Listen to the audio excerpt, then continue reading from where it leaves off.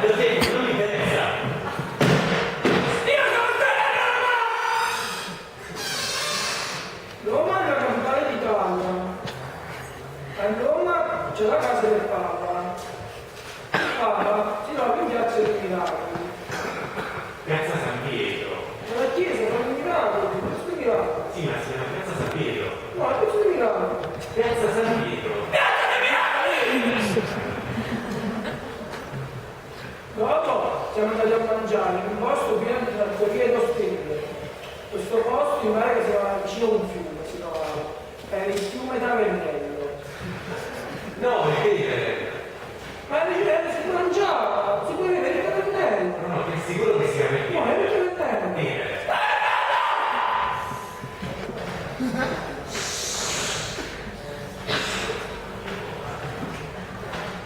Dopo siamo andati in un parco a giocare. Questo parco era grande e verde. Era in pratica il parco Borghezio. Villa Borghese. No, era Borghezio, era verde e verde. Villa Borghese. Borghezio! Borghese.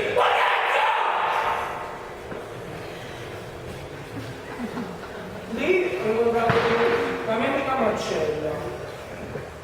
Siccome dovevo giocare con me, lei mi è saltata addosso e mi ha rotto il muso. Scusami, che come si chiama la tua amica? Marcella!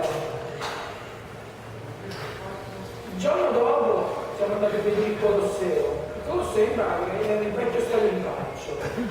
Guarda, sono quasi sicuro che non sei vecchio stadio di Ma che faccio un leggenda! vecchio stadio di calcio. Aspetta un momento, stavo scattando la foto io. Com'è che si chiama la bambina? Marcella! Poi dopo siamo andati al parco Borghezio. Siccome Marcella mi piace molto, ho detto Marcella ti vuoi fidanzare con me? Scusa, non si sente bene da qua. Come si chiama la bambina? Marcella! Ah, ok, grazie. Marcella!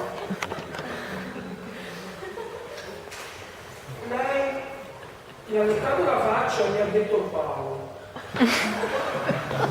Arriva con